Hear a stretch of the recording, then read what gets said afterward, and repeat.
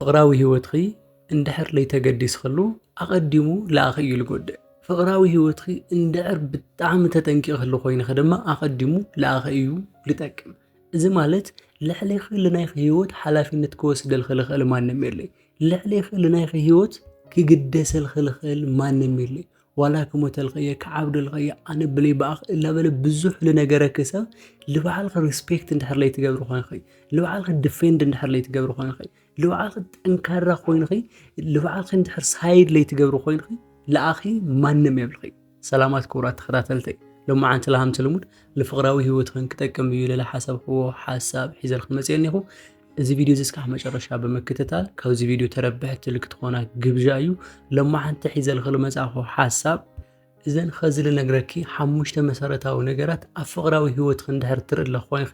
ኸዚ እዚ ሪሌሽን እዚ ካሊእ መዘዝ ካሊእ ሰበብ ከየምፀልኺ ጠጠው ክተብል እዩ እኒአኪ ኣይኖ ፍቕራዊ ህይወት ኣነ ሃም ልናገሮ ልምውሳን ቀሊል ሃም ለይኮነ ኣነ ክናገረክ ተለኹ ኣባኺ ልስምዐክ ስምዒት ቀሊል ሃም ለይኮነ ይርድአን እዩ ማለት ግን ምውሳን ስለልኸበደክ ጥራይ ክትገብርዮ ዝግበአክ ንምግባር ዓቕሚ ስለዝሰኣንክ ጥራይ እናተሳቐኽን እናተጎሳቆልኽን ክትነብር እኒአኪ ማለት ግን ኣይኮነይ ስለዚ ሓፍተይ ልብኺ ጠንካራ ግበሪ ውሽጥኺ ምንም ነገር ንክቕበል ሬዲ ግበርዮ ስለዚ ኸዚ ክነግረክ እያ እዚ ሪሌሽን እዚ ጠጠው ክብል ተኾይኑ ክትርዮም ዝግበአክ ሓሙሽተ ነገራት እዩ እዚ ዓለም ለኸ ዝኾኑ ነገራት እየ ልነግረክ ኣለኹ ወዲ ሰብ ሳይንሳዊ ፅንዓት ተገይሩሉ ኣብ ሓምዚ ዓይነት ጎዳኢ ፍቕሪ እንድሕር ዝፀንሕ ኮይኑ ደይ ቱ ደይ ውሽጡ ላሞተ ሃምልኸድ ብሳይንስን ብልተፈላለየ መንገዲ ልተረጋገፀ ነገር ስለልኾነ ደፊና ይነግረክ ስለዚ እዚ ሪሌሽን እዚ ጠጠው ክብል ተኾይኑ እተና መጀመርያ ነገር ትርእዮ ልግበአኪ ምክብባርን ምትእምማንን እንድሕር ለይብሉ እዚ እቲ መሰረታዊ ነገር እዩ በቃ እስኺ ስለልፈተኽዮ ብቻ እንድሕር ክብሪ ለይብሉ ለኣኺ እስኺ ስለለፍቀርኽዮ ብቻ እንድሕር እምነት ለይብሉ ለኣኺ ናጋ ንግሆ ብጣዕሚ ጥልቂ ዝኾነ ሪሌሽን ኣብ ልመስረትኩምዎ ግዜ ልገደደ ህይወትኺ ብኡ ልክዕ ልክጉዳይ ክትገብሩ እዮም ብጣዕሚ ብልገርም ኩነታት ብጣዕሚ ብለሕዝን ኣጋጣሚ ኣኽብረኒ ተባሂሉ ሰብ ኣያኽብረካ እዩ ሪስፔክት እንድሕር ለይብሉ ኮይኑ ካብ ውሽጡ ኣኽብረኒ እስኪ ስለልበልኽዮ ክብሪ ኣይምንጪ እዩ ሰብ እዚ ስለዚ መጀመርያ ቀድም ቀዳድም ክብሪ ወሳነ እዩ ምትእምማን ወሳነ እዩ ብኡ ልክዕ ድማ ምትላል ምሕሳው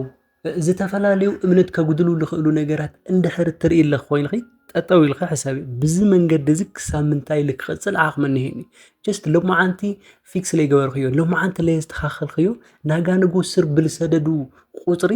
ፊክስ ንምግባር ብጣዕሚ ወይ ደሞ ንምስትኽኻል ብጣዕሚ ከቢድ ኣብ ዝኾኑሉ ኩነታት ዓቕሚ ከግንእ እየ ችግር የብሉ ልበሃል ነገር የለይ ዝሓፍተይ ስለዚ ዕድመኽን ንእስነትኽን ወጣትነትኽን መልክዕኽን ክብርኽን ደርባባነትኺ ከይተጎድአ ወይ ደሞ ከይሰኣንኽዮ ኸዚ ልበዓልኺ ሳይድ ክትገብር እኒአኪ እዚ ተና መጀመርያ እዩ እቲ መበል ካልኣይ ለለ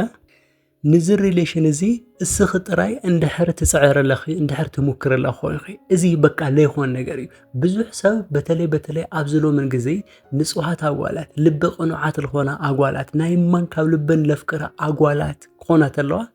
ኣብ ልዕሊአን ቺት ላገበረ ሰብ ወይ ደሞ ክሓድገን ላደለየ ልክሓድገን ልገብር ልናገሩ ምኽንያት ስለልስእን ብቻ ኤቭሪቲንግ ብለይ ንግር ኩነታት ፀጥ ይብል በቃ ምሳኽ ለለዎ ኤክሳይትመንት ፀጥ ይብል ለኣኽ ለለዎ ናይ ፍቕሪ ቃላት ምንጋር ፀጥ ይብል ለኣኽ ለለዎ ትሪትመንት ፀጥ ይብል ለኣኽ ለለዎ እንክብካቤ ኤቭሪቲንግ ፀጥ ይብል እዚ ክፍጠር ተሎ እስኺ ብኣንጻሩ ትሙክር ኣለኺ ሳይኮሎጂካሊ ናይ ሱቕ ምባል እስኺ ልክትፅዕርና እስኺ ኣፍተር ሪሌሽን እዚ ብጣዕሚ ኢነርጀቲክ ኮይንኺ እዚ ፍቕሪ ልክቀፃፀል ፍቕሪ ልክልሃሓል ምሙካርኺ ለይተርፍ ነገር እዩ ነገር ግን እስኺ ጥራሕ እንድሕር ትሙክር ኣለኺ ኮይንኺ ኣብ መጀመርያ ግዜ ኢትስ ኦኬ ሰብ ኣብ ልቡ ኢቭን ላፍቀረክ ላፎቴክ ምርጭኡ ኮይንኺ ዝኾነ ሰዓት ኦፍ ዝኾኑ ነገራት ክፍጠሩ እዮም ግን ብቀዋሚነት እዚ ሪሌሽን እዚ ልክቕፅል እስኺ እንድሕር ትፅዕር ኣለኺ ኮይንኺ ሓፍተይ ክነግረኪ እስኺ ስለልፀዓርኺ ብቻ ተቐፅል እዮ ሪሌሽን ኣይኮነ ሪሌሽን ብናኽልቲኹም መሰረታዊ ድሌት ተመስሪቱ ልቕፅል እምበይ ብናሓደ ሰብ ድሌት ተንጠልጢሉ ልቕፅል ነገር ኣይኮነ እስኺ ስለልደለኺ ብቻ ኣይቐፅል እስኺ ስለልፀዓርኺ ብቻ ናይኺ ክኾኑ እዩ ማለት ኣይኮነ ስለዚ ክልቲኹም ሓላፍነት ለይትወስድሉ ፍቕሪ ኣብኡ ክትፀንሐ ይመኽረኪ ክልቲኹም ቢልድ ለይትገብርዎ ክልቲኹም ለይተሃንፅዎ ሪሌሽን መሰረት እኒህዎ ኢለ ክኣምን ኣይኽእል ስለዚ ሓፍተይ خلتيكم اندحر لي تسعروا لهم خوينكم خلتيكم تنكرر ريليشن لممسرات نخلتيكم سايد اندحر لي تغاني خوينو ناي خبچا سعرت تخكل አይሆን ምክንያቱም ማዓረ ወይ ደግሞ ሌቭል ስለላይ ይገበር ስለዚህ ፍቅሪ ካብ خلتيكم ሳይድ ኮንተሎ ጥራዩ ጥዕና ለሎ ህልዝ ለሆነ ፍቅሪ ኮን خل እዚ ተመበል خላይ እትመበል ሳልሳይ ድማ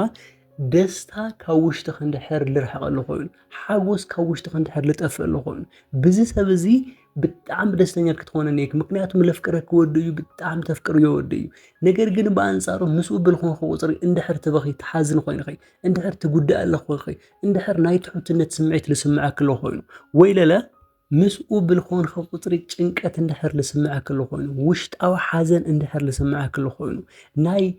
ናይ ምግፋዕ ስምዒት እንድሕር ልስምዓክ ሎ ኮይኑ ክነግረካ ሓፍቲ ኣእምሮኺ ካብ ምንም ካባዱ ክፈጥር ኣይኽእል which means indirect psychologically لخونه ነገር ላተጎዳእ ስለለኾነ እዩ ስለዚህ ሓፍቲ ሓምዚ ዓይነት ምልክታት ተርተለኺ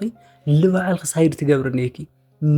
ማንም ለናይ ስብራ ተጠያቂ አይኹን even እዚ ለሰበረክ ሰብ ራይት ስለዚህ ትነቃሕነኪ ሓደ ጓላት ዓርሰነት ፌን بفقر كويل نقرأك بفقر عرسنا تفين ما نم تتياق كونا لنا خالي even نحنا السنة مسموتها نحنا جيج نجورو نقد واي تعينت انكار لي هون تقول يا ودي تعينت دكام الودي لاس همز تقبر بكا سو همزي لك سلازي اب ريليشن هيوت اذا تعوي نجر ولا يكون اتهم تقكن لخونو نجراتني ونا يلبس براتني ترديكي جيزي خي مبخانني هيوت دستا حاغوسي እዚኦም ነገራት በጣም እዮም መሰረታዊ ነገራት ስለዚህ ክነግረኪ ከተግኒዮ ለተለኽ እንድሕር ለይተሐጎስ ኮይን ደስታ ካውሽት ክንድሕር ረሕቕ ሎ ኮይኑ ምስኡ ብምዃን እንደገና በጣም በቃ ጊልቲ እንድሕር ለስምዓክ ኮይኑ ሼም እንድሕር ለስምዓክ ኮይኑ እዚ ሰብ እዚ ካብ ህይወት ከተርሐቕ yoneክ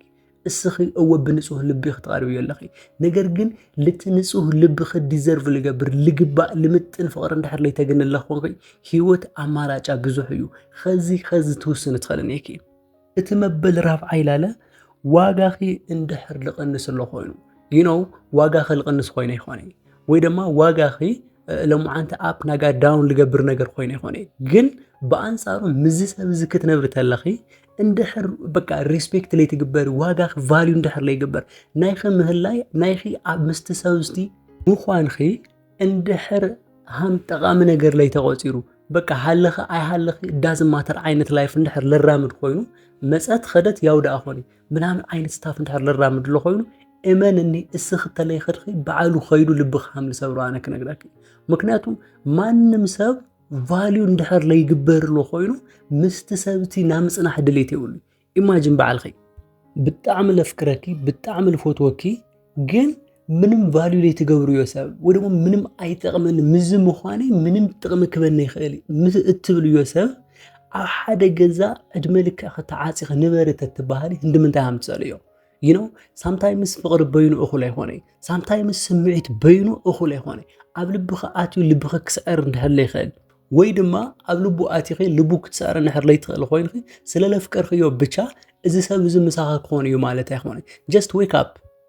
ሰብ ምሰብ ልነብሮ بفقرنا بفقر اندحر فوتيكي اندحر تقبيلوكي اندحر فاليو غيركي اندحر اخبيروكي اندحر تامان خوينو الخبچا يمساخ كون الخلمبي بقى اسخسلل لخير اوش تخللو ነገር ምናምን ነገር እስኺ ክትፈልጥ እዛ ውሽ ተخللو ነገር እዛ ውሽ ተخللو ነገር ለፍቀረክ ሰብ ብቻ ይክርደክ ለኸ እንድሕር ለፍቂሩክ ግን እመነን የለብለክ ለኹ እዚ ልኸበረ እዚ ወርቅ ለኾነ ልብኺ መጫወቲ ይዋሉ መጫወቱ ዓሻሹ ይልኾን ስለዚህ ልባዓል ኸሳይድ ግበሪ ልባዓል ኸሳይድ ግበር ተገደሰላ መን ምዃን ኸይፈልቲ ግን ኣነ እዚ ኣይግብእኒ ኢልኺ በዓል ክትናገር ክትኸልኒኪ እዚ ህይወት ክነብር ኣነ ኣይምጥነን just ልባዓል ኸሳይድ እንድሕር ለጌርኺ ብጣዕሚ ብዙሕ ውድቀታት ሃም ገጥሙኺ ኣነ ከረግጸልኺ ይደሊ ስለዚህ ኣብ ለይ ትኽበሩሉ ቦታ ክብሪ ኣብ ለይ ተግኒሉ ስፍራ ኣይትጽንሒ ሆልደይ ትግበሪ እቲ መበል ሓምሻ ኢለለክ ነግረኪ future ወይ ደሞ እቲ ለቀድሚት ለሎ ህይወትኩም እንድሕር ክሊር ለይገበር እንድሕር ግልጽ ለይገበር ኮይኑ እስኺ ብጣዕሚ ትፈትዩ ይኺ በቃ ሰባይ ኸልክ ኾን መጻምድ ኸልክ ኾን ፍቅረኛ ኸልክ ኾን ኦር አቦ ደቅ ኸልክ ኾን በቃ አባወራ ኸልክ ኾን ምናምን ብጣዕሚ ትእቅድ ለኽትኾን ነገር ግን እስኺ በአንጻሩ ማዕዘና ሓዳር ንገበር ማዕዘና በሓደን ነበር ማዕዘና ንወለድ ምናምን ብልበልኺ ቁጥሪ እስኪ በቃ ሃምዚ ጋድስ ፕላን ላበለ ወይ ደግሞ እግዚአብሔር ይፈልጥ ላበለ እግዚአብሔር ሃምዚ አብል ፈቀዶ ላበለ እንድሕር ካብዚ ናይ ፕላን ልወፅእ ለኾይኑ ጀስት ሕሰብሉ ክነግረኪ ማለት ንሕና ወዳት እንድሕር ለይንደልዮ ነገር ሃልዩ ስፔሲፊካሊ ነገር ምንጋር ኣይንኽእል ኣይንፈቱ ኢለ ጓል ተምስል ትኽእል እያ ንእሽተይ ብተፈጥሮ ጓል ውሽጣ ላብ ዝተፈላለየ ነገር ናይ ምቕያር ባህርን እያ ወዲ ግን ሓደ ግዜ እንድሕር ፀሊካ እንድሕር ለይደሊካ ኮይኑ በቃ ምንም ነገር ክሕሸካ ይኽእል